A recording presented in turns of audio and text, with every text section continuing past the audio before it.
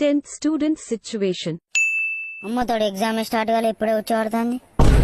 దేవుడు దేవుడు నీ బాంచింది దేవుడా, ప్లీజ్ ప్లీజ్ ఎట్లా అయితే పాస్ కావాలి దేవుడా, ప్లీజ్ దేవుడా కొద్దిగా ఈజీ వచ్చేటట్టు చూడు దేవుడా. నీ బాంచని ఎట్లా చదువుకోవాలి, ఎట్లా తిరిగేసి పాస్ చేపి దేవుడా, ప్లీజ్ దేవుడా, ప్లీజ్ దేవుడా. పాస్ అయితే గుండు కొట్టించుకుంటా దేవుడా. అవు నా పక్కకు మెంటకన్నోడు పడ్డాడేంది, వీడు చూపిస్తాడో చూపియాడు.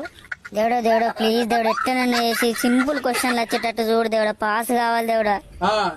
సార్ ఎగ్జామ్ స్టార్ట్ చేయమంటారా? అవై బర్రె పాడుగా ఉండే కూడా ఉంటలేడుగా, స్టార్ట్ చేయమంటారా సార్ అని అడుగుతాను. ఈడెంత చదువుకొని వచ్చిండు దేవుడా, ఎట్లనే స్పాట్ చేయరా నీ బాంచను, గుండు కొట్టించుకుంటారా. అమ్మ తోడు ఇప్పుడు పాస్ కాకపోతే మాత్రం ఊళ్ళో ఇజ్జత్ మానం తీసి పక్కకు పెడతారు. ఫెయిల్ అయితే కథమే, ఇజ్జత్ మానం లేకుండా అవుతుంది. ఊళ్ళో తలెత్తుకోరాదు, చక్కగా వేరే ఊరు పోవాలి. ఈ మెంటకన్నోడు ఉన్నాడు కదా, నాకు రాకపోతే ఇన్ని అడుగుదాం.